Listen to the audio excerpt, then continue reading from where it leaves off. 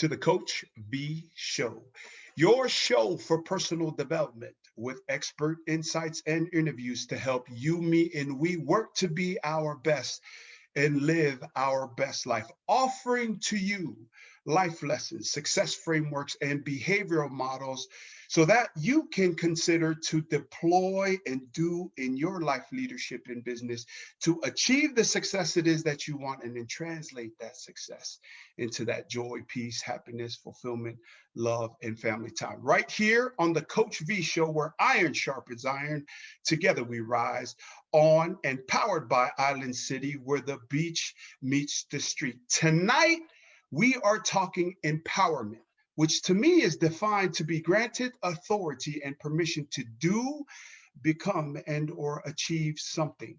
The process of becoming stronger and more confident, especially in controlling one's life and claiming one's rights.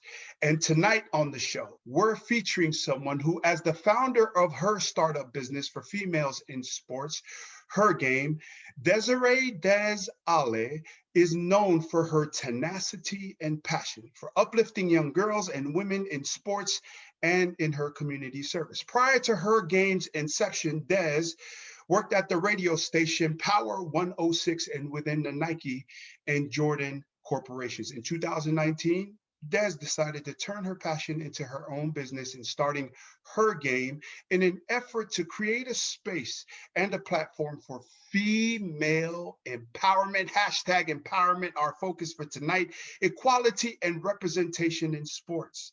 Her Game works to provide access for female athletes through clinics, showcases, educational workshops, and community. She has organized so many aspects that have impacted her community, including prom dress drives, canned food drives, and blanket drives for the homeless. Des has also volunteered with nonprofit organizations such as Rock Athletics, the local South Bay High School and collegiate level athletic programs, such as Carson High School and LA Harbor College. In her free time, Des volunteers as a youth basketball coach, shout out hoops and b-ball players all over the world, for both the City of Carson's Park recreation programs and Crete Academy, while also currently being enrolled as a full-time college student.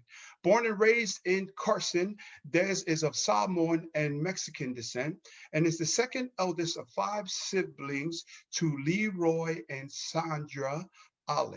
Des hopes to leave a lasting legacy for all girls and women in sports to feel empowered to uplift one another, continuing to create a space for the next generation of female leaders. The focus for tonight's show is empowerment, and Des Ale is the Coach V feature this evening, powered by Island City, where the beach meets the streets. Thank you so much for tuning in to Des and I. Desiree Ale, thank you so much for coming on, and welcome to the Coach V Show. Thank you for having me. Oh my goodness, thank you. It is an honor and a pleasure, and it is empowering to see someone of your generation doing what it is that you're doing. You are a staple of Island City Media Group, and now you're stepping over and really getting after your dreams, hopes, and aspirations. Des, tell me, tell the audience, tell the world, what is your genesis point? Well, I'd like to give a shout out to our organization and talk about our mission. Our mission is to empower all girls and women in sports by uplifting gender equity, creating spaces for exposure while serving our communities. And that's awesome. So, in that, let's start off with your organization and all that you're doing. Who are the main players in your organization? And let's shout them out and let's start there. Well, I want to give a quick shout out to my business partner, which is my cousin Jolie Ale, and everyone that's involved, a couple of family members, a couple of my friends too. That's awesome. And in that, let's also just help the audience understand who you are in terms of what your mission and the vision and impact for girls, young girls, for women, and in athletics, in basketball. Where did you start? Where were you born and where you from? We already know you're from Carson City, and unpack the family, your siblings and all that. Where were you born? Where did you go to school? Where did you grow up? Well, everybody knows I'm from Carson, California. Um, growing up, which is funny, I've had a love-hate relationship with sports. Mm. It wasn't, sometimes I liked to play, sometimes I didn't, but I want to give a quick shout out to my parents that sacrificed, like all parents, they would sacrifice their weekends to be involved with their kids. That's what my dad did. That's what my mom did. My dad would pack all of us up. I'm one out of five. So my younger brothers, he would pack them up. He would get their Game Boys, their toys at the time. He would make sandwiches for us for a whole 8 hour day in the gym. Um, Luckily, we were same venue at the same tournament, so we would watch like my older sister's game. He would have me and my younger sister take her stats, watch the game. Then we go to my younger sister's game. Then it would be my game, and if you had a bad game, it would be another story in the car ride. Constructive criticism, but it definitely helped us growing up, how to take constructive criticism. So I'm just so thankful for my dad in that aspect. And well, he was, like I said, he was just so hands on with us. And at the local parks, he would work out with us. He would also play in the games with us because not a lot of boys were trying to play against girls. So just imagine this ex football player, big Samoan guy on the court. Everybody wants him on his team, and he would let everybody know that he would have his team already. And comes like 10-year-old me and my younger sister, my older sister, just ready to go, and we would just play with him. And then he would also, when he started coaching us, he would have the boys around our age play against us, going scrimmaging against them, and it helped us as athletes, or um, just being who we are in general, learning that we could reach our full potential and we could put our mind into whatever we want to do, whether if we're a girl or not. So I just want to give a quick shout out to him, quick shout out to all the girl dads out there. Mm. And we were involved, like I mentioned, we were involved in travel ball. We were involved in the park and rec leagues. He would volunteer his time to coach us. And then I got into high school. I would say, like, I was a regular, like a typical high school girl. I was Mhm. lost. I was struggling with an identity crisis. I was still trying to figure out who I was, and I also wasn't vocal in my feelings. And I thought that just keeping everything bottled in, that was a sign of strength, and that affected how my grades were. Mm. Granted, I was able to take college visits. I was able to take all the perks of the college visits, free food, college tours, all of that, but I wasn't able to go to the college because my grades were terrible. Mm. So I got into yes, so route. I went to the JUCO route. I went to Saddleback College. It's a junior college in Mission Viejo. Shout out to Coach Wynn. He just retired over. He's been over there for 25 years. He's Wow. was the head coach over there. Literally a call away. Whenever I call him, he picks up. Whenever he calls me, I pick up. I'm not going to say I was his favorite, but I'm one of them. I was Yeah, I was after that, I was supposed to go to Cal Lutheran to finish off my college career, and I stopped playing sports. I wasn't interested in being a basketball player, being an athlete. So I was trying to rebrand myself and figure what other things I was passionate about.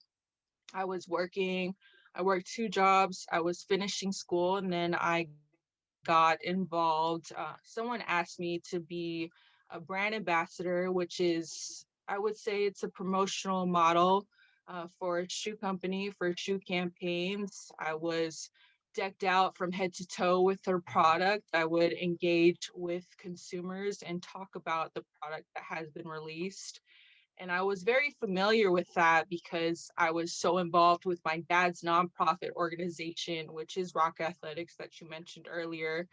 It's reaching out to our community kids. We would host clinics. It would be football clinics, basketball clinics, softball clinics, baseball clinics, and volleyball clinics. And I was the person that was engaging with the parents, making sure their waivers were signed off, making sure we had the right menu, handling their social media, engaging with the kids as well. So I was very familiar with just being a part of the community because my family. And then being a promotional model, being a brand ambassador, I was working in networking at that time. So it opened up a lot of other opportunities for me working in the top boys basketball grassroots events, which is the Slam, which is the Ballers Life, which is the Baller TV. I was behind the scenes. I would say I was the assistant event operator or just a part of that space doing the logistics stuff. And then I was able to work with companies that you mentioned, Nike and Jordan. My last position was with Jordan. It was in a space called Jumpman LA. It was supposed to Hmm. be, it is our and creatives to connect. And so I was a part of that. One of my roles was and we had teams coming in and out, and I was networking at that time too. I was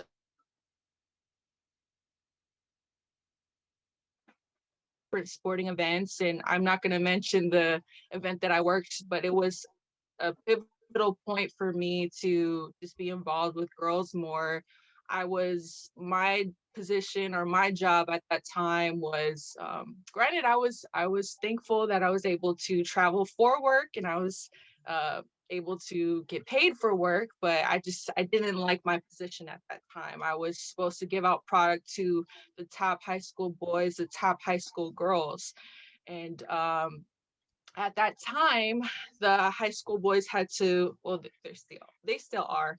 High school boys were given product first, and it was the best product that they had. Hmm. They had the sweatshirts, they had the nice t-shirts, the shoes, everything. They got everything, and then it came down to the girls, and there wasn't enough product for them. And just the look at their faces, I felt like I was so weak at that point. I couldn't do anything because it wasn't in my job title. I didn't know how I could help them.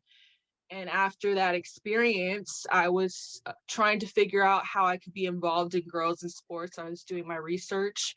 I was looking to external outlets to help push what I was trying to push for girls in sports because I thought at that time I didn't have the fairy tale resume because I didn't finish as a college basketball player.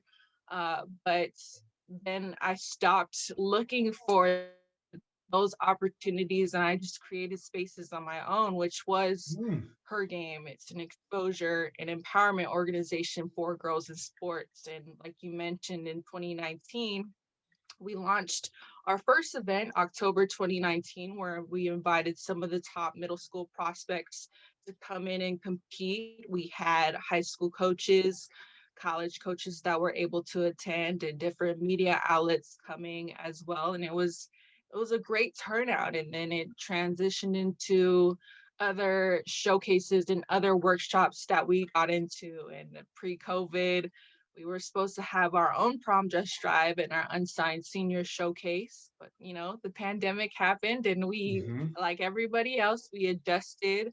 We did a lot of things virtually, and now we're now finally back into our showcases, our open runs. So God is good. Thank him for that. Thank him for all the lessons that we've learned through this.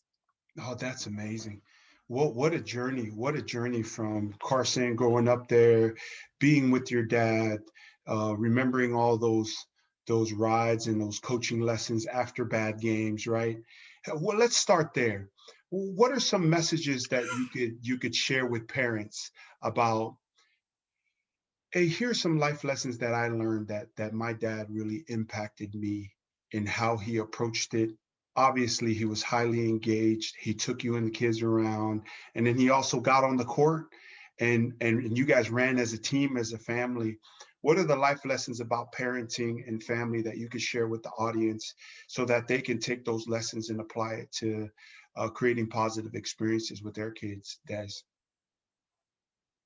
I think, well, just be hands-on, be engaged with your children. My dad growing up, he had no filter. He had no filter at all. He would talk about all our turnovers, game situations that we could have executed differently. And he would also record our games, I forgot to mention, and go over film. I hated Right, right. watching film. I did not like watching my mistakes on camera, but growing up, it helped me growing up because it helped me learn from that and move forward and figure out other ways to get better in my career in my career space. Yeah. Yeah, and then just the whole concept with, and I think girl dads have been around for a long, long time. But then after, Yes. Kobe and Gianna, right? I think girl dad became a hashtag that was just trending all over the place. For me, and a person that has a 12-year-old, she just turned 12, got her first iPhone. And so I'm a girl Oh, dad. For all the girl dads out there, yes. how special is it to have a trusting and a relationship where not only is someone caring but tries to show and gets engaged.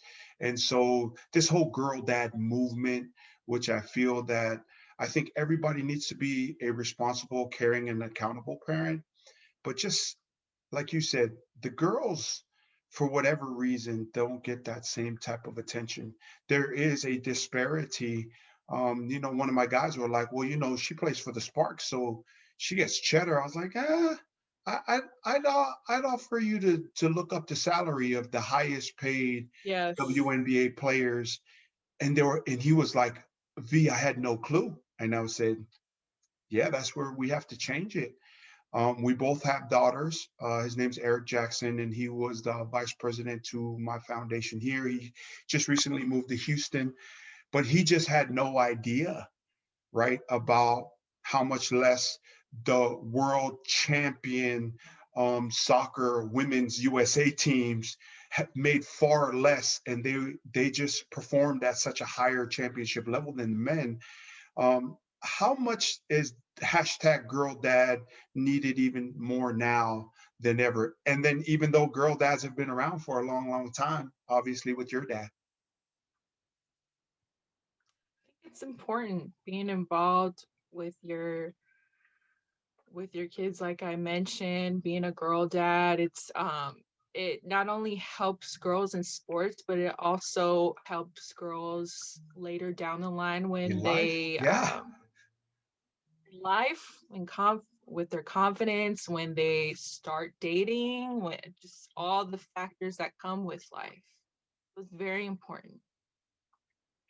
That's right. So then what expectation does your dad build for you when you look for a man, right? What is that? You're like, okay, my dad set the standard. So you said in dating, in business, how much confidence did he build and also set an example for what you find as suitable to even giving your attention to as a woman? Well, my dad definitely did set the standard. He set the bar. I know the qualities or the qualifications Yeah. I'm interested in going forward when it does come to dating, but it also when it comes to business to be taken seriously in this space because honest just with girls sports it's still a male dominant industry. There's some men that are intimidated by women that are putting their foot down and standing up for what they believe in, but with the tools and the lessons that I've learned from my dad and what he taught us what to tolerate, what not to tolerate when it comes Mm, to take advantage of us. We know what to say and be unapologetic about it. I love that. I love that. So what are the life lessons that you can share for a student athlete in general, and then also female student athletes that may be watching the show this evening or watching it later on my YouTube channel or watching it via Facebook Live or on the podcast about not being your best in high school and not qualifying for college? Was that disappointing? And what are the life lessons that you could share about being ready, staying on top of your game, and not just being all about the game, but the game of life, about the game of relationships, the game of the academics, whatever the game and whatever success demands, you have to meet those qualifications. What are your life lessons that you could share with student athletes out there, Des? Please. I'm just thinking back to how I felt when I was their age. I felt like because my grades were terrible and I couldn't make those opportunities going to the colleges that my dream schools that I wanted to go to, I felt like a failure at that point. But I wasn't as vocal as I am now. So I was trapped in my thoughts, and it's kind of, it's, I was very insecure. It messed up my confidence at that time. I I wish that I was more vocal about it when I was 18, 19 years old, so I could find someone to help me out and get through what I needed to get through. And for the college, the Juco athletes or the high school, the seniors, I would I would take into consideration to not be afraid of being yourself and stop comparing your journey to others. I Mm, know it's hard right now. It's hard right now because our younger generation is on social media more than ever, and I like to say this all the time too, but everybody posts their highlight reels. They don't really celebrate or they don't express their struggles. mm, So it's kind of difficult to go through your own journey when you are looking at everybody else's social media and everybody's likes. So I just would continue to say to stay in your lane. And if you don't know what lane you are, then your lane you're in, then create your own lane and be vocal mm, about how you feel, whether you want to reach out to a mentor, reach out to an older sibling, a cool aunt, whoever. I would just want to encourage them to just be vocal and speak up and express how you feel. oh, that's a great point. That's a great point. Um, and then before we leave your struggle, how about a message or life lessons that you learned on how to overcome self-defining yourself as a failure, right? You just talked about how, man, I felt bad about it, and then, but you transformed your definition within of yourself, and then you went out there and tried again, right? Can you give some life lessons to the student athletes and the parents out there that might be dealing with? I mean, because how many? How, I have a sibling who can't make it out of junior college, right? And but I don't get negative with him. I just continue to encourage and say, hey, I believe in you. Your path, like you're saying, your path and journey is very different. But just like me, I was a 23-year-old sophomore going back to college, just trying to secure my dream of playing college football. How did you redefine and then transform that struggle into now a setup for success? Well, I've learned to normalize any college is a college, whether Mm, it's Division 1, whether it's the Juco route. And if you had to go the Juco route, you could always transfer to a D2, T3. At the end of the day, it's still a degree. It's still a degree, and you are still going to end your athletic career at one point. So, with the lessons that I've learned to incorporate.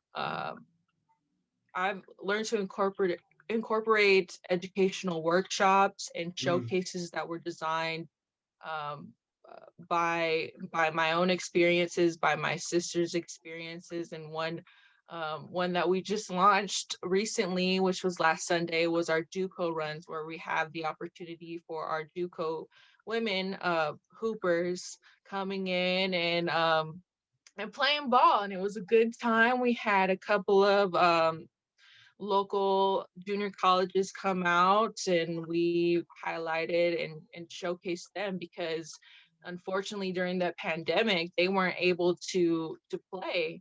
They weren't able to show their talents to these coaches that were looking into, that were interested in them, and people that aren't used to the JUCO struggle. It's a different ball game than a Division 1 athlete. Granted, they still need to get paid for their hmm branding, for their livelihood. Um, but the JUCO route, you have to work a full-time job. You have to maintain your grades. You have to perform on the court so you could get out, so you could have that scholarship. hmm Um, so yeah, I would definitely say that. Oh, those are some great life lessons. And then when people are considering either a 4-year college, a 2-year college, there's NAIA Division 1, 2, and 3. There's NCAA Division 1, 2, uh, 1 AA, and the Pac 5 conferences. Is that look to find a coach like the kind of coach you found right at Saddleback, that he would take your call. You're one Yes. of his favorites, right? But look not only into the proximity, because that's the things it is when I was in college football that a lot of parents come for. Is like, hey, do you have our degree that we're looking for? Do you have the proximity to where we're at in terms of how much do we need to fly to come see our kid? What are the professors like? What's the leadership? Who's the offensive coordinator? Who, like all of those things, but Yeah. make sure that you also look for relationships, people that really care Yes. about and have the well-being, right? And the general interest of your child, and then also their welfare and their interest in mind.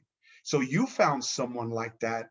And so what are the characteristics of that coach it is that has really bonded you to? He just retired now. You know him by name. You call him and talk to him often, right? Well, why is that? What generated that, and what are the characteristics so parents that are listening could try to look for that for their child?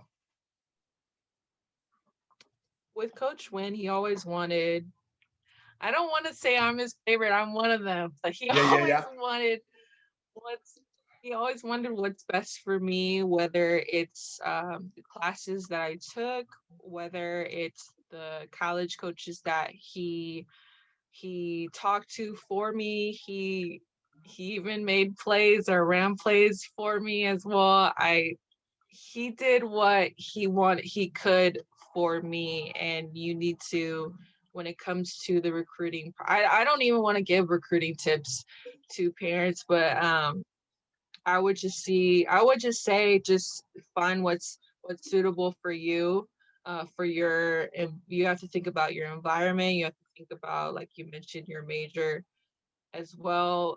But I also like to reiterate to our athletes, our student athletes, to understand that the ball does stop at one point, and to think Mm, about other opportunities that are out there, whether it's being an entrepreneur, starting your own business, looking into internships. Not everything is given to you, like how you put in time for working out, going to these camps and performing. It's the same thing as your career or in life in general. And I know it's a hard thing to impact when it comes to our athletes trying to rebrand, trying to reintroduce themselves when everything does stop. But if we have more shows like yours, Coach B, and because you went through that as an athlete and now you figured out ways to do what you're doing,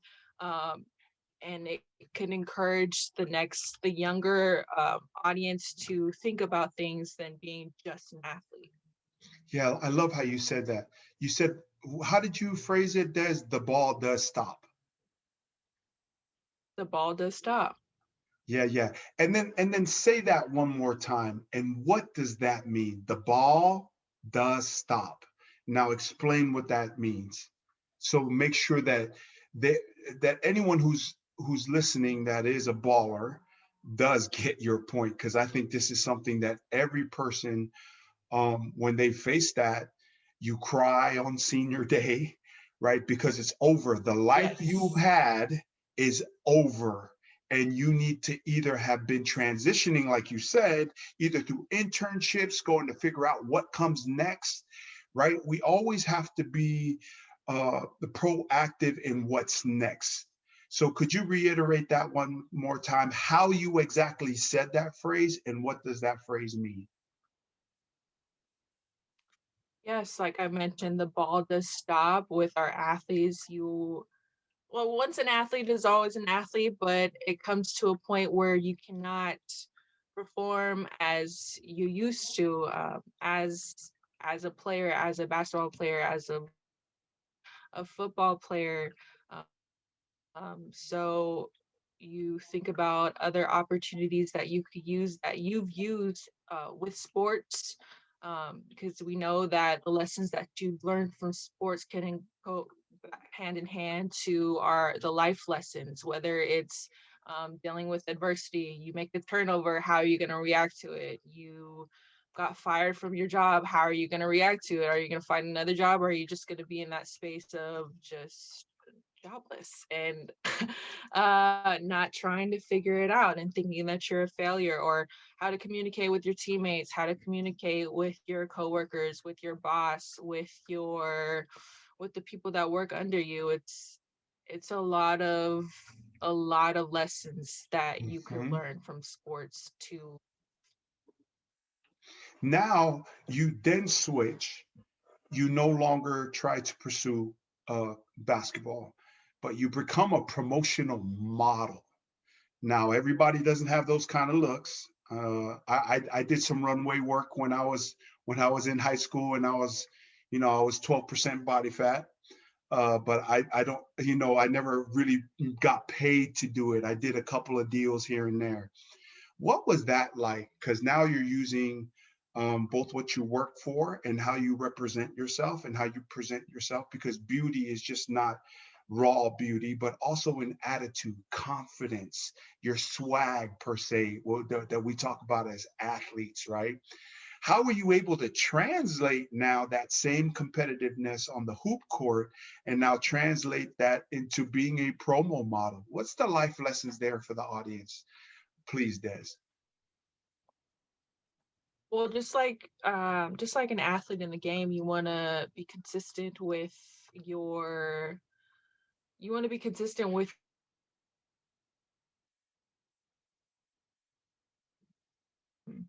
going over the plays, being a great teammate, Mm, making sure you're doing your part, in whatever position you're in. So that's how I that's how I modeled, or that's how I curated things when I was a brand ambassador, when I was a promotional model. I wanted to make sure that everybody knew who I was, making sure that I was networking, I was communicating with people, making sure that our consumers had a great experience because I made them feel comfortable with the product, and just granted with the experience that I had, just being involved with my community, that helped a lot, and being around my family, my mom, my dad, that were heavily involved with us growing up. That played a huge factor to my career as well. So Right. I would definitely say that. Just oh, go ahead, go ahead. No, go ahead. No, go ahead. Please continue. Oh,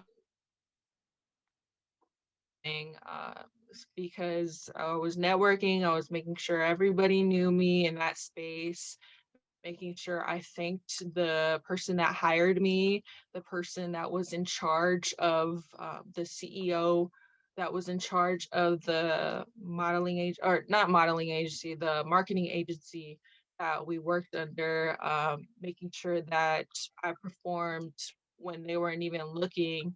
And we were on our feet for 8 to 10 hours. I Wow. still want to sure I did a great job, and then they would start hiring me for more events, and that opened up the door to what I'm doing now. No, that is absolutely awesome that you were able to translate that. And you bring up some great points, right? Is that you're professional, you do what you're actually supposed to be doing, right? You create great rapport, whether it's with your coach at Saddleback, that now, because of the fact that of execution and performance, starts making plays for you, but you also have a good relationship and a rapport with either your coach, the people that hired you. I think those are all fundamental life lessons that a lot of people just miss on. So kudos to you on that. And then now, I mean, like you're working for Nike and Jumpman, Brand Jordan, and how did that happen? And then where was the opportunity? You're bringing so much value to what you're doing, and then you start going over to some other opportunities. You're creating, like you're doing now, creating your own space. You've always been creating opportunities. Like this is, it just seems like what you've always done. Can you talk about that in the next phase and working with Nike and Brand Jordan, Jumpman? I mean, those are huge brands, worldwide brands. How did that happen? What did you learn in life lessons that you could offer us from doing that? I Like I mentioned, I was a brand ambassador for them, for their shoe companies. The whether Nike had their first, whether Nike had their campaign or Jordan had their campaign, I was one of the brand ambassadors that was um, talking to consumers. And like I mentioned before, I also made sure that I said, I think I thanked the person that was in charge for the brand marketing for Nike or Jordan, and that opened more opportunities. And it wasn't because I was lucky and I was at the right place at the right time. No, I sacrificed my weekends. Right. While everybody was doing what they're doing on the weekends, I worked. Partying and doing It was nothing hard. normally is what Yes, people were doing, right? Right?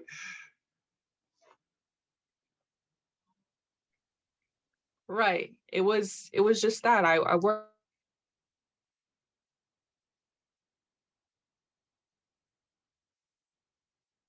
They gave me a script of what the company, the shoe product was. I made sure that I knew the history of the shoe, Right. and the person, and they would give us scripts of who we need to make sure that they are comfortable, whether it's the CEO of another company, the CEO of, like I mentioned, Nike or Jordan. I made sure I did my research on them, and having conversations with them, whether it's networking or just introducing myself and still doing what I need to do. like you mentioned too, it's all about relationships. It's Right. all about relationships. And you could, I want to go back into sports. Sports, your scholarship could open up the door to your education, but how are you going to maneuver in college? It's about communicating, it's about networking, trying different or new experiences in college. It's not just depending on you being an athlete, it's you using your voice, you using your Mm. word. Oh, that is so awesome. So thank you everybody for tuning in to the Coach V Show, your show for personal development with expert insights and interviews like what we're talking about with Des today, empowerment. And so, but thank you so much for tuning in. In this segment, we're going to offer Des the opportunity to just do a few things. Des, what is your message to the world? Let's start there. What is your message to the world about everything it is that you're passionate about, what her game is all about, and what it is that you'd like to make sure that people know about you, your brand, and your team? Yeah, I would. Well, I like to shout out my family, my friends, the people that support our organization, Her Game, which is an exposure and empowerment organization for girls in sports. And our mission is to empower all girls and women in sports by uplifting gender equity, creating spaces for exposure while serving our communities. And if you'd like to learn more information about our organization, you can follow us on all our social media platforms: Pinterest, TikTok, Twitter, YouTube, Instagram, Facebook at This Is Her Game. And I At this, also like to say to invest, sorry, no, go ahead, I also please. like to say to, okay, I also like to say to invest in women in sports, because when you invest in us, you invest in everyone and you're making space for all of us. So please think about your sisters, think about your daughters, think about your nieces when you take this into consideration as well. Yeah, that's big time. I love that. So what about, let's go specific shout outs. And I don't think we can shout out our parents enough, our siblings enough by name, and the people it is that you want to make sure that people out there worldwide through Dash Radio, through Island City, through the Coach V Show, through the Facebook Live, through the podcast that's going to launch the Tuesday after this show, that they know that they are involved with what you're doing, because it's all about the people it is that we serve, but Yes. more so the people it is that help us serve, right? And it's all about relationships. Let's shout out mom and dad again, shout out the siblings, and shout out your team, please, Des. Yes, I like to shout out my mom, Sandra, my dad, Leroy, my siblings, my team, my business partner, my cousin Jolie, everyone that supports our organization. And I want to shout out all the girl dads as well. Shout out Coach V, shout out to Green, shout out to Q. Yeah, yeah, that's awesome. And then what about a personal message? What's a personal message for all the girls out there? I mean, we have our first female vice president of color, Asian Indian, so Yes. from India, and also African American from Cali, Oaktown raised, right? And was the attorney Yes. general here, right? The first California attorney general of color, I believe. Um, and then, but she's definitely the first vice president. So that means for the first time, a woman is actually in position to have an opportunity to take over at president. Um, what is your message to women in general about empowerment? I like to say, well, I like that you mentioned that representation matters. And Yeah, if we could stop if we could stop comparing ourselves to others or making it seem like we're in competition with other women, we're not going to get anywhere. People are not going to invest in us. People are not going to market us. People are not going to respect us. So when we start showing up, for each other, when we start supporting one another in ways, so many ways. When we talk about support, it could be simply sharing someone's post on your Instagram story or on your Facebook story. It's doing the little things like that, and when we all come together, that's when people could take into consideration to invest in us as women in sports. Yeah, and I love that because I always say, because women will have conversations with me because I am about equity and I'm all about fairness, but I'm also about us making sure we empower one another. When you say the word invest, I'm like going, well, if you want as a woman to see women's sports make the same amount of money, yes, there's a marketing feature to that, right? And there's budget lines that go to that. But also buy a ticket and go watch women's events, right? Right, Des? I think that would be huge to have sold out. You know, the men's Final Four sold out, right? And it's in a professional football stadium. It's in a football stadium, right? So like that's why I'm just like, and that's why people with this hashtag girl dad miss Kobe because Kobe was the spokesman for that, Yes, he right? was. And that's what I loved about Kobe because Kobe had a daughter that was all about it. So then he was like, he was going to companies and saying, hey, we need to up this, we need to up that. But I'm also saying that, yes, share posts. I'm saying the same thing Des is saying, but I'm also saying, like, as a girl dad, is like, I will pay to go watch my junior high girl play basketball if that's what we need to do to elevate the game. Is it all about money? No. But without money, nothing happens. Yeah, more money, more problems. Yeah, but no money, bigger problems, right? And the only way that we can Yes. raise the equity in what women are doing is to actually invest dollars, time, and go and be in these spaces. Your thoughts on that, Des? That's needed. If you're able to support, if you are a Laker fan, if you're a Kobe fan, then you should be a fan of women in sports. Let's start there Yeah, because he championed for women in sports, not only just basketball. He would take his daughters to a soccer game. His oldest daughter, Natalia, played volleyball. He would show up to the local college volleyball games as well. He was there. He was hands on. He was a girl dad like you are, like my dad was, and he would do what like a parent would. He would do whatever he needed to do to make sure that his daughters were given the right opportunities as everyone else was. And I know people would come up. I like to listen to that story that he would tell all the time, um, in different interviews, of people coming up to him and saying that, oh, Kobe, you need a boy to carry on the legacy.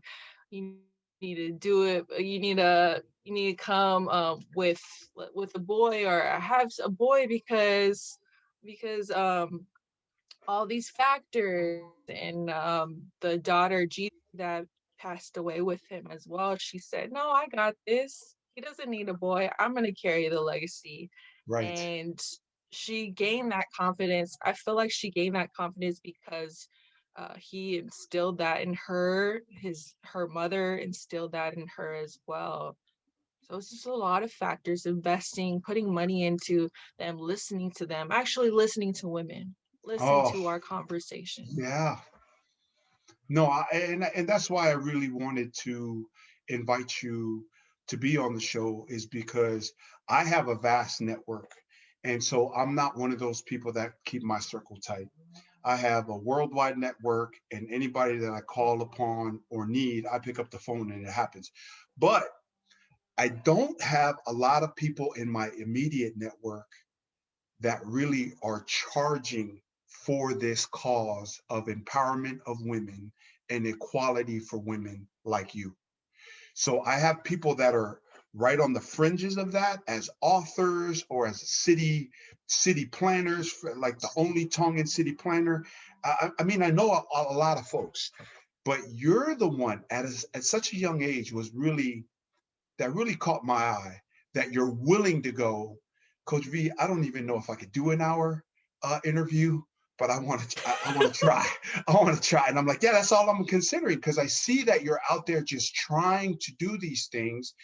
And then those of us that are about it and that are girl dads have to create opportunities for you to now multiply the effect that you have by saying the same message. That's what this show is for me, is that I have someone that's really got this vision and this passion, but I need to amplify what you're doing to let my network know that, to bring that to the forefront of our mind, and that we need to be thinking like this. We need to be thinking about equality, women's opportunities. Yes, for everyone. And people go, yeah, but everyone should be thinking about opportunities for girls and boys. Yes, but the lack of opportunity isn't in the boys' spaces. Right. Come on, Des, right? So before we get into the hot seat, anything else like we're still in this part of the segment, which is the message to the world. And like I told you, this is going fast, right? We only have like 10 minutes left in the show. That's how quick this show is going. Any final thoughts on this whole empowerment, equality, lift one another up, whether you're male or female, whether you are a girl dad or have all boys, right? One of my boys that I'm going to go see, that's the head coach at Southeastern University, that'll come on the show. He has all girls. And so they went for one more boy and they had another girl, right? It just is what it is. And so we all need to do Yes. what we can to now afford everyone an opportunity. I'm not saying we need to give girls anything. Everyone should, but everyone should be able to earn what they want. Your thoughts, Des, before we get into the next segment. It's a lot to unpack. I know that progress has been made for girls, for women, but we still have a long way to go. And what you mentioned, what we reiterated during the show this whole time is to invest, to promote, and take a stand for us. And when you think about us, just women, it's not just about me. It's not just about my team. It's not just about my sisters. It's about the next generations to come. So when you make space for us, when you give us these spaces, you give more opportunities to your daughters, to your nieces, to your sisters, because girls are often satisfied with being told no in so many ways. Right. And with that, they lack same cycle, and we're trying to break it. We're trying to make change. We're trying to shake things up this time because we're tired of it. Yeah, right. And so in that, I always tell people this, like, I understand that men have the power on the planet, period. You go to any country, you go to any industry, because I've already talked, spoke, keynote, or trained in 29 different industries in America, right? There are not that many women CEOs. Women CEOs of color are zero to none. But what I'm saying is there is no more powerful being in the universe than a woman. We may have power or influence on this planet, but there is nothing in the known or unknown universe like women, because no one can bring, like you said, you get pulled in so many different directions. I look at my wife when she first had our first child, Susan Mele, and I was just like, that is amazing. And so my wife is a career. She's an award-winning nurse doing her dream job. She's a wife, she's a daughter, and she's a professional, right? And one of the reasons why we live in Northern California is because nurses in her field, this is the region that pays the highest for nurses in the country. So we wouldn't go and live somewhere that didn't afford her the opportunities or the income earnings in any other state, because it just wouldn't be right. right? So we found the place, and it just so happened to be in her backyard. I rather live in the Hollywood Hills or Newport or something like that.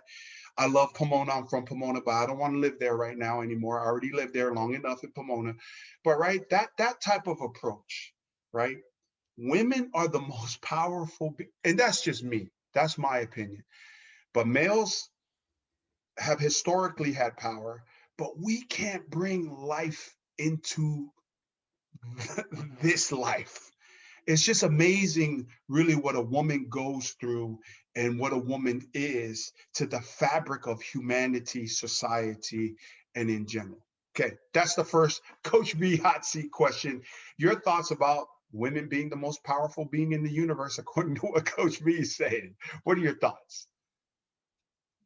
Well, we are. We could bear children and get back to business. That's a true statement. That's a fact. That's right. Anything else? And be unapologetic. You said it. I'm unapologetic. This is what women is.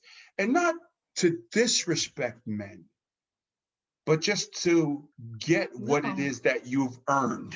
Like being a woman and doing these things, what your mother has done, what my mother has done, what my wife is doing, what her mom has done. There's so much value. And without women, there's nobody. Right. Anyways, keep going. Anything else?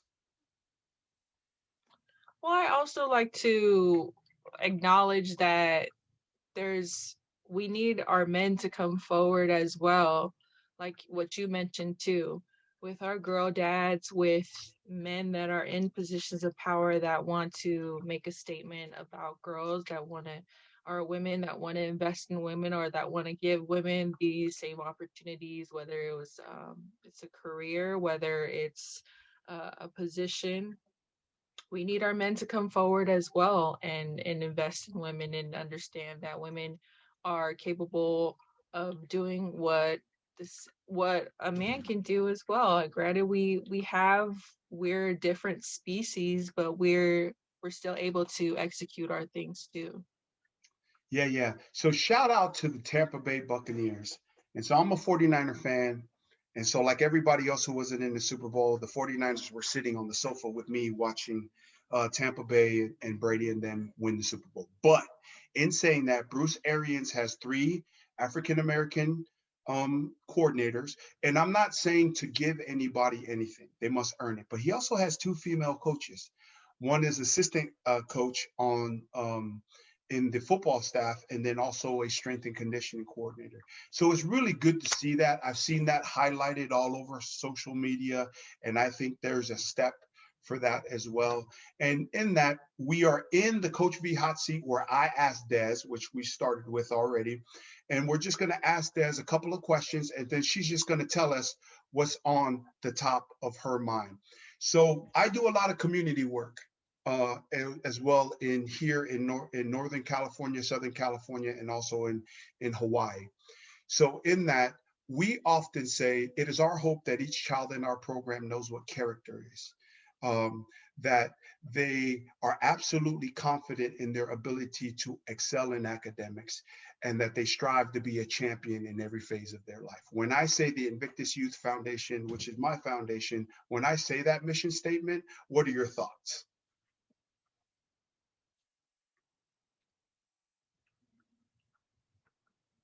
It's I believe that is character building.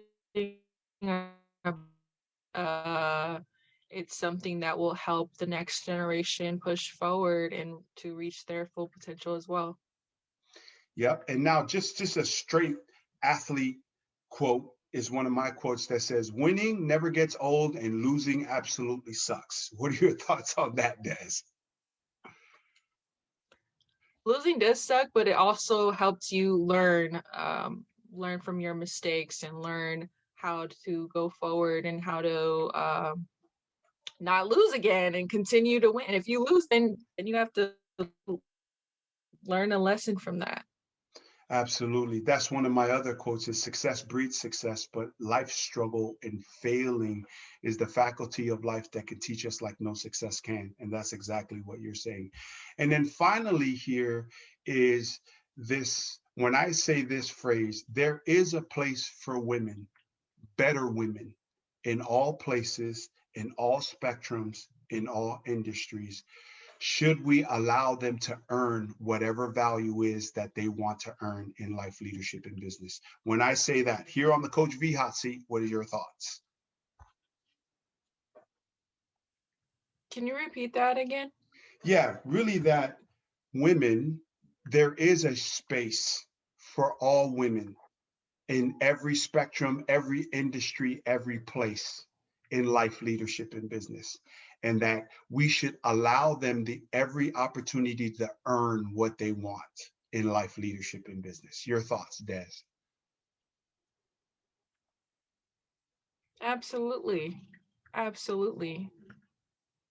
Absolutely. That's definitely needed. Yep, absolutely needed. So, Women Des, to, go ahead. oh, sorry. Go ahead. No, it's No, okay. don't be. Go ahead. You were going to say something, but then because of the lag in the Zoom, I just didn't hear you say it. But go ahead. What else did you want to add to that? Well, that's definitely women should, you shouldn't bet on women. You should, again, like we mentioned during the show, is invest in women and take women seriously, respect women. Um, yeah, that's all I had to say. I Gotcha, lost my gotcha. train. Thanks. And so what are your final parting words? That's the show. I'm going to close this out in 30 seconds or so. What are your final words? What is your experience being on the Coach V show? And what is your final words to the audience out there? Thank you, Coach V, so much for the opportunity, for letting me speak and tell my story and talk a little bit about my organization. And if everyone or anyone that's tuning in, if you'd like to learn more about our organization, you can follow us on all social media platforms on Pinterest, Twitter, Facebook, Instagram, YouTube. Thank you, Des, and thank you so much for coming on the show, sharing about her game. All the best of luck. Let me know how my wife and I and the Coach VLLC team can contribute and donate to the efforts it is that you're doing, as well as our foundation. We would love to make a donation annually. Both my company that my wife and I own. In fact, my wife is the majority owner of Coach VLLC. So both of us would love to make an annual donation, as well as our foundation would love to help invest, because like you were going to say in one of the segments, put your money where your mouth is, right? We have to invest.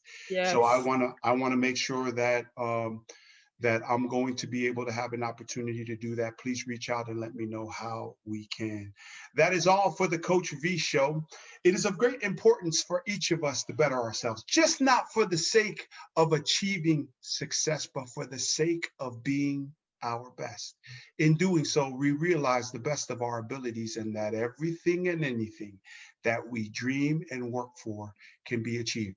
This is how this success coach, keynote speaker, Hollywood radio show host, and author lives, all about faith and family. Grateful for God's amazing grace. Until next time, thank you for joining me and Des Ale from Her Game here on the Coach V Show, where iron sharpens iron. Together we rise, powered by Island City, where the beach meets the streets. Until next Monday, from your girl, Des, and your boy, Coach V. One love, mad respect always. Peace. Bye.